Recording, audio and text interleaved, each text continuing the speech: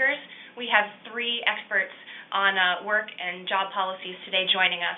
Joel Potts is the Executive Director of the Ohio Job and Family Service Directors Association. Beth Kowalczyk is the Chief Policy Officer for the Ohio Association of Area Agencies on Aging, or O4A. And finally, Wendy Patton is the Senior Project Director for Policy Matters Ohio. One of the reasons that we're focusing on work in this budget is that at Advocates for Ohio's Future, our coalition partners, and we have realized that we're seeing a huge decline in income in Ohio. And we know that this affects not only Ohioans in the middle of the socioeconomic spectrum, but certainly at the bottom.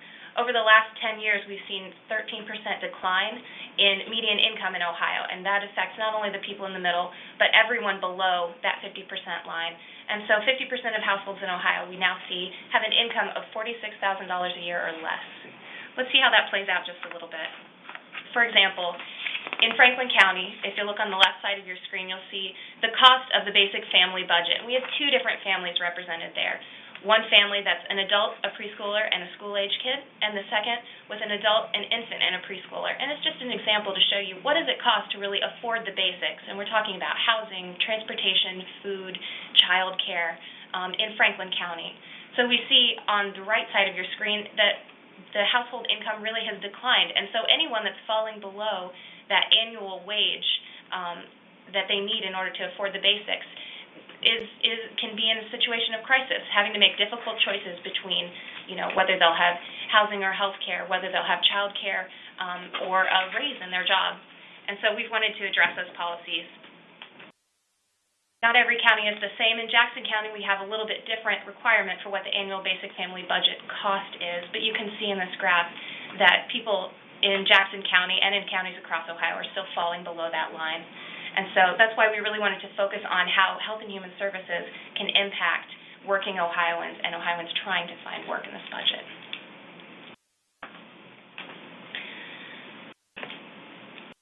In this policy arena, and especially in the state budget, which has been going on since February, or for some of us for months and months now, we really are seeing that we think Ohioans should have the opportunity to participate in the economy, to afford the basics for their family, and to be able to pursue a higher quality of life. We think that Health and Human Services are critical in supporting Ohioans as they go into work and as they transition up and out of poverty. In that vein, and today on the webinar, we'll be talking about 3 work-related policy opportunities that we see. The first is person-centered case management. We'll be talking about the direct service workforce, and then finally, other programs that can support working Ohioans. So let's dive right in. I'm going to pass the conversation off to Joel Potts, Executive Director with the Ohio Job and Family Services Directors Association, to give us some information on person-centered case management and what's happening in Ohio right now that we can do to impact working Ohioans. Okay, great. Thanks. Thank you, Gail, and thanks for all of you who are participating. There's a lot that's going on in this arena, to be honest with you. There's a lot of rhetoric, and there's not a lot of details. So I think anything we can all do to make sure we're all on the same page, and if nothing else, understand the whys, understand the objectives of where we're trying to go, and where the administration and the legislature is trying to go, I think will help us to make better policy decisions that will obviously impact a lot of our citizens and neediest consumers. So I want to give you just kind of a quick history of how we got to where we are and where we're going to be going. Public assistance programs, every generation or so, every 25, 30 years, go through major changes. And I think that we are about to head into one. I think the person-centered case management conversation that we're having, to be honest, is the tip of the iceberg. I think over the next 4 or 5 years, you're going to see a major rewrite at both the state and national level of public assistance policies. But they have gone through a pretty clear evolution of things. Really, in the 1930s, the Social Security Act of 1935 created our first real public assistance programs. They focused on stay-at-home moms. A lot of the programs came as a result of the New Deal. There were a lot of single parents as a direct result of either the recession, where you had families breaking up for the first time, and the fathers leaving the homes, going to find work, leaving the mom at home, often with large families and little, if any, income supports. And you had a lot of widows or disabled veterans coming back from World War I. This clearly grew as we got into World War II and the aftermath of that. The 1960s, we had the War on Poverty. The idea was to strengthen the safety net, significantly expanded programs, including Medicaid and food stamps. By the time we got to the 1980s, state innovation started to be encouraged through waivers. We had the Aid to Families with Dependent Children program that had been around for over 50 years.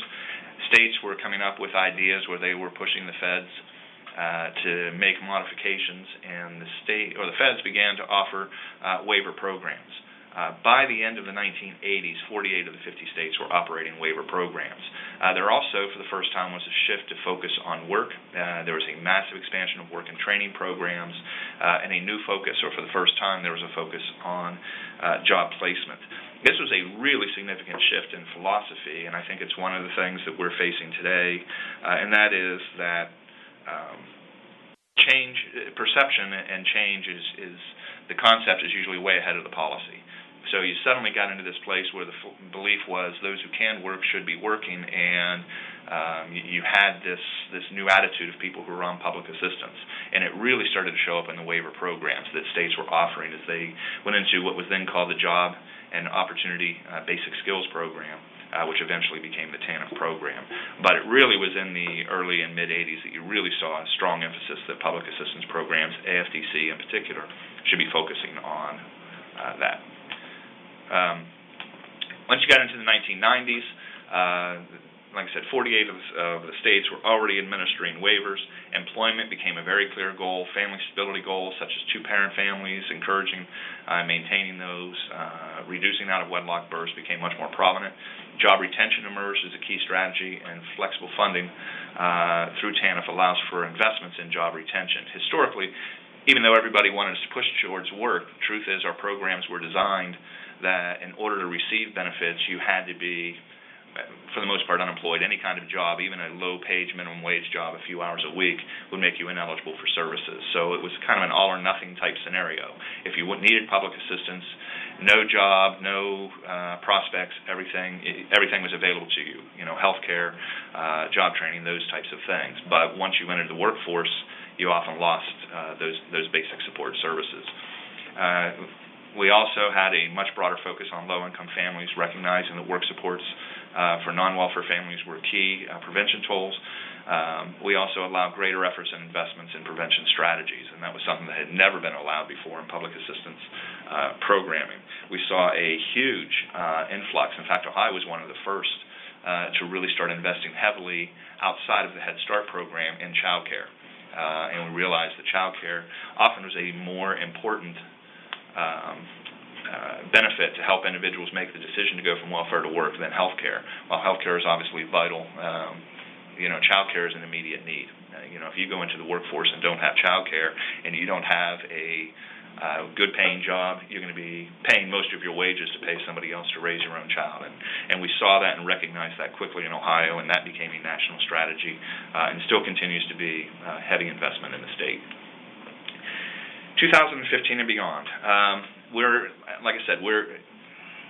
in that next generation. When we got to the early 1990s, when you had the waivers go away to the TANF program, there was this new focus on work, and now we're looking at what they're referring to, at least at the state level, as Welfare Reform 2.0, but these same conversations are occurring at the national level. And it is interesting that job placement, job retention, and job advancement are all of equal importance, and they're looking for us to invest public assistance dollars not just to provide income maintenance and not just to help people get off of public assistance, but they want to see investments that will help people ultimately get jobs that pay enough that they won't rely on public assistance benefits any further from that point. Welfare reform makes it a much stronger link to child welfare services, recognizing the value of early childhood interventions, including child care and education. We know that those will help prevent later use of public assistance resources, so there's hope that while you make the initial investment, the savings will be at the back end. They also are looking at a wider array of addressing family issues, including behavioral health, domestic violence, education, substance abuse, and other barriers to employment. Strategies reduce public assistance dependency for all means-tested programs. So historically, public assistance programs, when they talked about the historic, quote, welfare programs, they were generally referring to the cash assistance program. Now the talk is much broader. In fact, the House just passed their version of the budget, and it includes provisions that would require work requirements for adults receiving Medicaid. There also obviously is a huge need to provide more work and training dollars and more work and training services for individuals that are on food assistance, especially the able-bodied adult population, although I hate that term, but I think that's what most people know it as. There's also a shift from serving primarily welfare-eligible families to low-income families. I think most people don't understand that today, for the first time in Ohio history, we provide services to more working families than non-working families. That is a huge shift in services, and those are very important to help individuals, especially as Gail had outlined what's really happening in our economy. Our unemployment rate may be going down, people may be entering the workforce, but the bottom line and the truth of the matter is the types of jobs we're creating pay less than they did before and do not provide the types of benefits and services as they did before. So we know that that's something that we need to be doing. We also need to start focusing more on young adults, including youth that are aging out of foster care. We know that if you're looking at that 16 to 24-year-old, chances are that's their first investment or the first time they're coming into our public assistance programs as adults, where dropouts of school, teen parents, and those sorts of things. So we know that those are really important. Person-centered case management. One of the things we're really having a hard time understanding is where does the rhetoric end and the reality begin? There's a lot of talk of what it should be. Right now, what is written into the budget bill, I think a lot of folks don't understand, is a subset of the individuals on the public assistance program. It would be individuals that are receiving Ohio Works First cash. It would be individuals or children or youth aged 16 to 24 that are in our summer youth programs. It would be the WIOA, the Work Investment Opportunity Act fund for the feds and their youth programs and some adult program dollars. But it would be individuals that are in those programs. It would not be for the larger population of those receiving public assistance. It would be administered either by the local one-stop or the local JFS. There are 63 counties that currently are both. And then the rest, obviously, there would have to be a decision on who would provide those services. It will be up to the county commissioners. As it's written in the budget right now, it would be up to the commissioners to identify who would perform those services. And that would have to be done by this October, with services beginning for 16 to 24-year-olds beginning in December. Performance measures haven't yet been identified, and I think it's something, I'll get into that in a moment. It is really important that we focus on that. And the role for the local administrating agency is going to be a significant one, because whomever the county commissioners choose, it has to be one of those two bodies. It can't be both, but they will be assuming all fiscal liability and risk for the program and the support. So that is going to be a tough decision in some of these communities. This is not a new concept. We have successful TANF models through the 1990s and early 2000s that did person-centered case management. They were very expensive, but they were very successful. We spent a lot of money focusing on work. Just to give you a couple quick data. We did multiple studies with universities on what was happening to individuals that were leaving public assistance through our work and training programs. We found that 90% of them had at least one job since they had left public assistance. 61% left for work.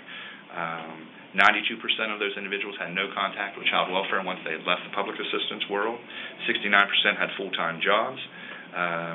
That 60% of them worked less than 10 miles to work, and that 85% of them traveled less than a half hour to get to work, and that they were earning on average, they were working 38 and a half hours and averaging 25% above minimum wage. So we know that we can make the first step. We know if we make those investments, we can at least help individuals transition into work.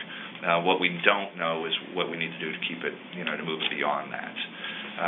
We know there are a lot of things that are going to be key to this. The work group to reduce public assistance reliance, which included 9 counties, did confirm that from their belief and their experiences that real case management was going to be necessary and needed to be at the core. But we've got to have computer infrastructure and the ability to share information. We've got to be understanding that it's going to be expensive. Success is going to take time and require long-term commitment. We can't cream the system. It's one of the biggest problems we have. We see it in our public assistance programs. We see it in WIOA programs. We see it in private sector groups, and that is we help individuals who are in the best position to probably get employment. The more help you need, the less likely you are to get it, and we need to reverse that trend if you really want to address long-term dependency. Reform can't start and finish at our doors. It requires a strong, comprehensive upfront assessment. That is going to be really crucial to help identify barriers, both diagnosed and undiagnosed, things like mental health, substance abuse, family issues that wouldn't necessarily show up in the individual, but maybe they're caring for a sick relative or somebody else in the household. And we've got to build on the community infrastructure to support comprehensive needs of clients. There's a difference between having a health care card and having health care. We know there are a lot of people out there who need mental health, and they're on wait lists that can go 6, 9, 12 months. So we've got to make sure, that we've got things in place. We've got to make sure we have transportation, those types of services, that we do that. So I'll finish with that, just say, quick issues that we're worried about, just timeframes in general. We're almost at June 1st, and we still can't identify exactly what services we're going to be providing, what the comprehensive tools will look like, where we're going to go. So we need to know what we're going to be doing with that. We need to make sure we are building the community structure. We need to understand the role of other individuals. There are a lot of private companies that are stepping forward saying they can do this, and if they can, and they can do it cheaper, and they can do it right, more power to them. But often what they do is treat subsets of subsets. They will take the individuals who don't have substance abuse problems, who don't have criminal backgrounds, who have job skills and those sorts of things. And their data looks a whole lot better. We're looking at the whole public assistance realm. We deal with the entire body, and a lot of individuals face really significant barriers, and we need to recognize that. And we need to also understand the impact of existing programs. These are not new dollars that are being invested. These are existing dollars that will be diverted from point A to provide comprehensive case services and point B. So, we're worried about the impact to child welfare. We're worried about the impact to eligibility work that needs to be done, workforce development, transportation, GED programs, and anything else that's currently funded through TANF at the local level. That's it. Joel, thanks so much for the history and for kind of wrapping up what some of the big questions are going forward with person-centered case management. And we'll be continuing to follow that issue through the state budget and beyond, Advocates for Ohio's Future. We want to turn our attention now to a different workforce, and that is the direct service workforce. We're going to invite Beth Kowalczyk with the Ohio Association of Area Agencies on Aging to bring this topic to our attention. Beth, are you ready? Yes, I am. Can you hear me? Yes. Okay, great. Hello, everyone. I'm going to talk today about one of AOF's 4 key budget priorities, the direct service workforce. This issue impacts both working Ohioans and consumers of home and community-based services. So let's start with the problem. Let's see. There are shortages of direct service workers in Ohio's healthcare workforce, particularly in long-term care, behavioral health, and home care. We're talking about direct support professionals, independent providers, home health aides, and personal care assistants. The direct service workforce is expected to grow more than any other sector in the next 5 years, outpacing retail, teachers, and fast food workers. An example of why this is happening is shown by the maps on this slide that show a projection of Ohio's aging population. The first map has the 2010 census information. Most of the map is lighter in color, indicating fewer people age 60 and older. However, by the time we get to 2050, which is the second map, the map is very dark, showing that many counties in Ohio will have populations of 25% or more that are 60 years or older. This is sometimes referred to as the silver tsunami. Another indication of how the direct service workforce is growing is that the state has actively promoted rebalancing the provision of long-term care services. In the 90s, the majority of long-term care was provided in nursing homes. Most recently, however, the state was able to claim a 50-50 balance in spending for long-term services, with slightly more services being provided in the home and community-based setting as compared with nursing homes. Failing to address the shortage of direct service workers will result in a return back to costly and unnecessary institutional-based care as providers are unable to meet growing demand and nursing homes are the only remaining option. Also, high turnover is common with the direct service workforce. For example, according to a 2013 Ohio Provider Resource Association survey, developmental disability direct support professional turnover in Ohio was at 47%. Studies show that turnover is attributable to low pay, long hours, restrictive work rules, lack of benefits, and lack of sick days. Turnover is costly for business owners who have to deal with the costs of recruiting, hiring, orientation, training, lost productivity, and administrative costs. Turnover leads to lower quality of service, customer dissatisfaction, and health and safety risks to the individual receiving services. Advocates for Ohio's Future has taken on this problem as one of its top priorities and formed a work group consisting of organizations that represent different populations that are served by the direct services workforce. You can see here the organizations that have participated on this work group. They represent aging, behavioral health, persons with physical disabilities and developmental disabilities, as well as organizations that advocate on behalf of workers. The work group purpose is to recommend budget and policy solutions to create a viable and sustainable workforce by improving direct service workers' pay, benefits, training, supervision, work environment, and impact on people they support. The work group supports better outcomes of care, improved health of the general population, and more efficient use of resources. We seek to improve employment opportunities so that we can ensure that the workforce will be there when it is needed. With its advocacy, the work group has 3 outcomes. First, increased wages and benefits, in particular paying a living wage for direct service workers. The median wage for home care aides in Ohio is 40% less than all Ohio workers. Most aides make between $8 to $10 per hour. 44% of home care aides in Ohio rely on public assistance, including Medicaid. Wages are so low, these jobs compete with fast food jobs for workers. Wages have actually decreased since 2003. Aides use their own vehicles, pay for their own gas, and generally do not get to stay on the clock between clients. The second outcome is system reform that shifts the focus from activities to outcomes. This is similar to the broader healthcare shift from payment for a specific service to payment for better health outcomes. The third is improved worker satisfaction and lower turnover rates. We can do more to improve worker conditions to reduce turnover and improve outcomes. So where are we on this advocacy? The organizations on the work group are engaged in advocacy on this issue within their own budget priorities. Additionally, Advocates for Ohio's Future has been meeting with legislators and testifying on this and its other priority issues. There has been increased attention to the issue of home care with both a series of articles recently published in the Columbus Dispatch and the proposal by the Kowalczyk administration to phase out independent providers, which are self-employed providers that do not work for an agency. Additionally, the administration has put an emphasis on proposing policies in the developmental disability system to move more people out into the community. As a result, 2 positive proposals have emerged in the state budget.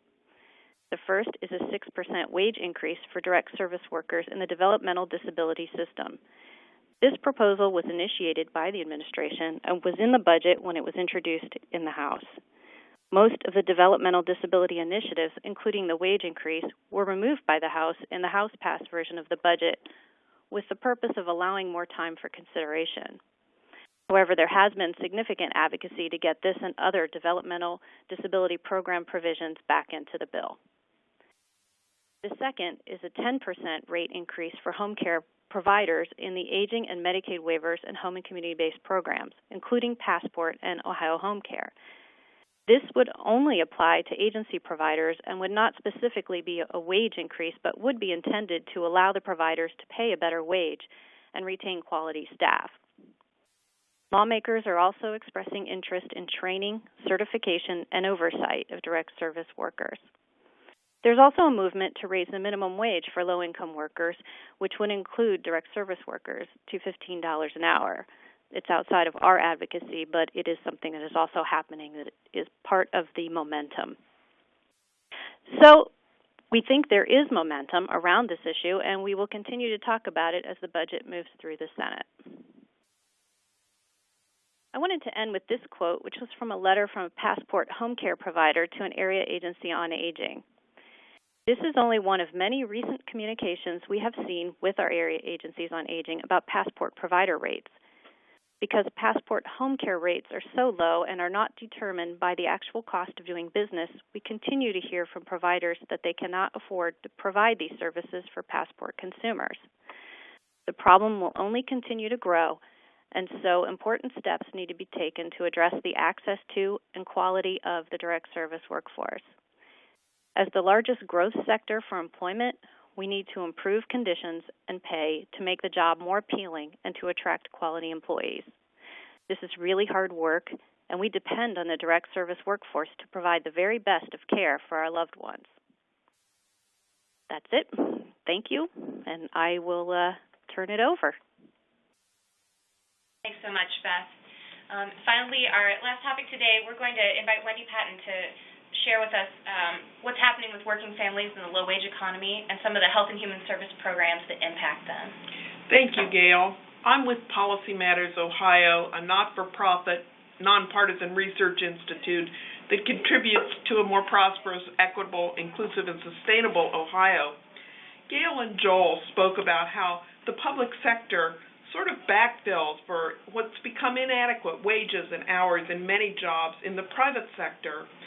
The direct service workforce that Beth spoke about, home health care aides, personal care attendants, make up a large group, but it's a large job group, but it's a job group that doesn't typically pay enough for people to make ends meet. I'll talk about working families and how public programs support workers and employers in the low-wage economy.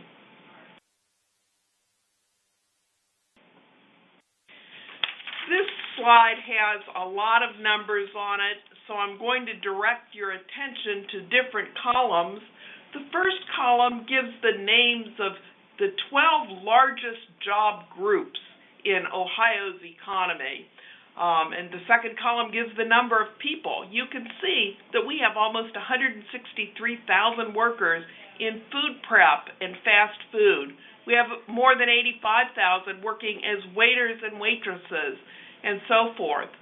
Of our top dozen job groups, the largest job groups in Ohio, 3/4 leave a parent that has 2 kids pretty close to poverty, even working full-time. You can see the third column shows the hourly wage at the median. It's pretty low in most of these sectors. The fourth column shows your annual median wage for these large job groups.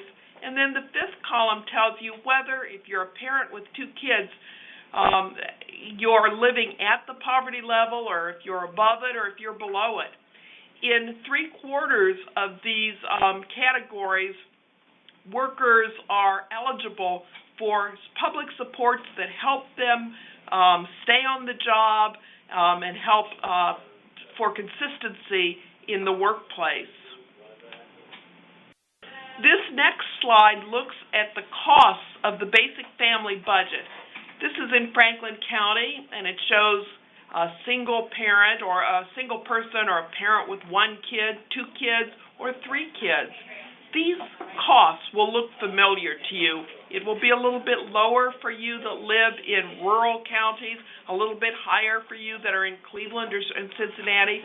But when you look at the monthly cost of rent or of child care for 1, 2, or 3 kids, depending on age, the cost of food if you have kids, and transportation, which would include your auto payments, your gas, your insurance, repairs, health care, taxes, and so forth, you're seeing that the costs of living for a family are higher than our largest job groups tend to pay. For a single adult, you fall within the strike zone of what our largest job groups pay, but you add a child and you find, when you look at the bottom line, annual income needed for self-sufficiency, you find very quickly that the pay that a parent needs with 1 child or 2 children or 3 children quickly goes up far above what our most common jobs pay. That's where work supports come in. Work supports are public assistance or public benefits that help all of these hundreds of thousands of people in low-income jobs stay in their jobs. Now, public child care assistance is a critical work support. And if you recall from the earlier chart, the cost of child care is very high. It's an enormous amount of your basic family budget on a monthly basis. People are eligible for child care assistance, which helps parents work, and it helps employers to have a stable workforce. Employers are very interested in public child care assistance. The Earned Income Tax Credit is one of the nation's most successful work supports for low-income working families.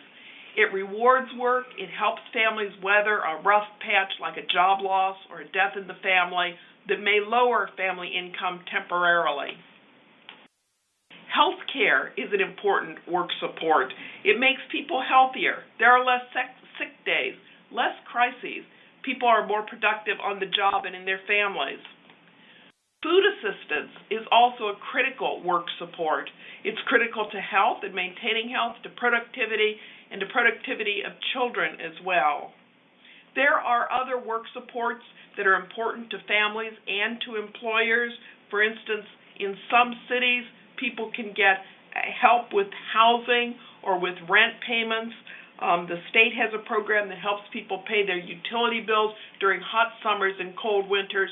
All of these help people stay on the job, and our employers are very interested in these work programs because they stabilize the workforce. Advocates for Ohio's Future is focusing on two critical work supports in the current budget period. Public child care is one of them. It's a major concern for employers because it has to do with stability in the workforce. Now, Ohio has the second lowest initial eligibility for child care assistance in the nation. People are eligible if they earn up to 125% of poverty, which is about, for a mother with two kids, that's about $25,000 a year. They can get assistance in paying that big child care bill. That's very low compared to other states. If you'll recall on our earlier chart where we looked at the basic family income, a mom with a couple of kids needs between $40,000 and $55,000 a year to become self-sufficient. So public child care assistance is very important. Our program today is built for 9-to-5 jobs, but our low-wage labor market doesn't work 9 to 5. People have unpredictable hours. We work 24 hours a day. We work around the clock. We need some changes in our program that accommodate the changing work schedule of parents and the new needs of the new low-wage economy. We need higher eligibility, and we also need continuous eligibility. When a child is accepted into a classroom, they need to stay in that classroom for 1 year, both to stabilize their parent and to stabilize the child's learning. So Advocates for Ohio's Future is advocating that we have higher eligibility, that some assistance can be provided to people earning up to 200% of poverty, which is about $39,000 for a parent with 2 children. And we also advocate for 12-month continuous eligibility. Once a child is in the classroom, even if mom's job swings to night shift, if her job ends and she has to find another, regardless of the transitory nature of the temporary sector and so forth in the low-wage economy, that child needs child care, and we need to keep the child in the classroom for a full year. That's one major area that we are working on. We are also working on the Earned Income Tax Credit on the state level. Advocates for Ohio's Future believes that Ohio's Earned Income Tax Credit could be a much more powerful tool for helping working families make ends meet. This chart shows the sectors in which people work who get the federal Earned Income Tax Credit. You can see that these sectors are part of those low-wage job groups that we saw in the first slide. Healthcare, retail trade, hospitality and food services, manufacturing, where many of the jobs are temporary, and administrative services. For people working in these low-wage sectors, the Earned Income Tax Credit, which is taken through your federal tax filing or your state tax filing, is critical in making ends meet. Now, the Earned Income Tax Credit was created under Gerald Ford in the 1970s to encourage workers who lost their jobs in manufacturing to stay in the labor market. According to the Internal Revenue Service in Ohio, the federal Earned Income Tax Credit benefited more than 963,000 families. That's about 20% of all income tax filers in the state, and it brought more than $2.3 billion to local communities in the tax year 2013. The average federal refund was about $2,000, which equates to the amount earned in 2 to 3 months for most low-wage working families. It shields the low-income families from the taxes that they do pay in property taxes and sales taxes, and it provides a bridge during hard times. The majority of families utilize it for 2 years. We, Advocates for Ohio's Future, recommends that Ohio's Earned Income Tax Credit be made more useful and more of a shield for earned income of low-income families by making it refundable, like the federal tax credit and like 23 other states. Health care is both a basic human need and a work support. Prior to the Affordable Care Act, low-income working adults had no access to care, which could cause crisis. Studies found that medical crisis was the leading cause of the foreclosure crisis, which caused the recession. Medicaid expansion provides health care to low-income working adults up to 138% of poverty. It helps people manage chronic diseases before they become crises and helps stabilize them in the workplace and make them more productive. It's an important work support, but it's also a basic human need. And food aid is a critical work support. Advocates for Ohio's Future is supporting the Ohio Association of Food Banks' request for additional funding of $20 million per year to help feed hungry people in Ohio. The demand for emergency food assistance has risen by 40% since 2010. There have been big cuts in our food stamp program. Nearly half of the families that use food aid are seniors or children, but that doesn't mean that it's not critically important to workers as well. Half of the households receiving food work supports are working families, and adults without kids have to work in order to get food aid. This is all about helping people succeed in the workplace. Thank you very much. Turning it back over to Gail. All right. Finally, before we move into questions for our speakers, and if you have any, you're welcome to type them into the chat bar in the bottom left or hold them and we'll let you ask them yourself in a few minutes. I want to turn our conversation over to our State Director, Bill Sundermeyer, just to give you a sense of what's coming up next with the state budget, which is really the legislative opportunity that's right in front of us right now and where a lot of our advocacy efforts are focused. So, Bill, thanks for joining us. Great. And Wendy did a great job of talking about all of the issues we have in front of us, and they are numerous, and they require a lot of attention on the part of the legislature. The budget bill is sitting over in the Senate, and it's an interesting world over there today. I will say from the get-go, even in the House, the concentration put forward in the governor's proposal dealt with two key issues in his world, and that was a cut of taxes for people and his change to the state aid formula for education. Those two issues still remain on the minds of many of the legislators and drive a lot of their considerations. And it makes it difficult for us to get airtime for the issues that we feel are as important, if not more important, and is also in competition to some extent with the issues that we have. To give you some idea, here's what we have in front of us. The budget will be brought out of the Finance Committee to the public on or about June the 8th.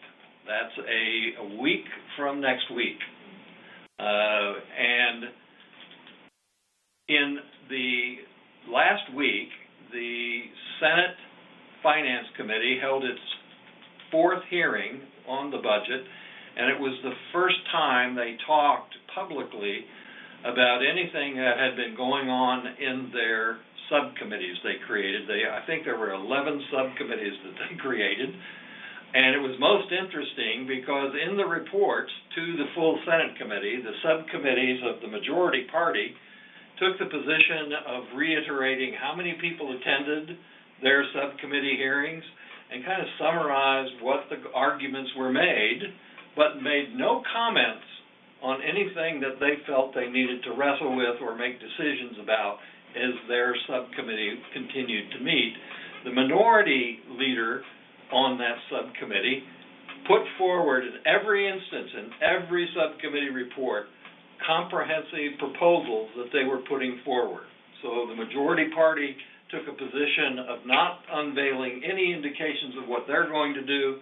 The minority party put all of their cards on the table, and now it goes back again behind closed doors. The bill will probably come out on the 8th of June. On the 9th, 10th, and 11th, people will have an opportunity to speak on any issue contained in the budget. However, in my last conversation with the chair of the Finance Committee's staff person, they indicated that anyone who wishes to testify will have 3 minutes to make their arguments before the committee. So we're in the process of trying to figure out how we boil down the essence of all of those issues that Wendy just talked about and eloquently did so, but I'm not certain you could get it all done in 3 minutes. So that's where we are, and we're going to try to work with that. The action will come between the 17th and 19th, and then it will go to the conference between the House and the Senate. And what is not discussed, to my knowledge, in the Constitution or any other documents is that ultimately the President of the Senate, the Speaker of the House, and the Governor will go behind closed doors and resolve the issue, and hopefully they'll get it done by June 30, but I would also say the last time around they did daily updates and continued the budget through till, I think, about July the 7th. So that's a long way of saying, or a summary way of saying, we have to be intent on our issues. If any of these issues strike a chord strongly with you, you need to do everything you can to talk to your senator and as many other senators as possible to keep these issues up, because their focus is going to be on tax cuts, education. Those will be the toughest issues. And I would only add one other thought, and that was I found it most interesting that the President of the Senate earlier this week indicated that what he wanted to do in the budget was give even more tax cuts than were already proposed by the Governor. So that's an interesting summary, and that's where we stand. So as Bill rightly mentioned, if any of these issues are important to you, this is really the time to be talking to your senators. And if you are new to some of these, and I'm sure we all don't feel like experts on every one of them, but if these are issues that you are caring about and you're on the webinar today, so I think you do, we also are going to have advocacy opportunities in front of you in the next few weeks on a variety of these issues. So please watch for our emails that start with Act Now. They contain opportunities for you to be involved through calls, through emails, to help raise these policy issues and really put them in front of our lawmakers so that they are doing work to help support Ohioans in these and many other areas. What I'm going to do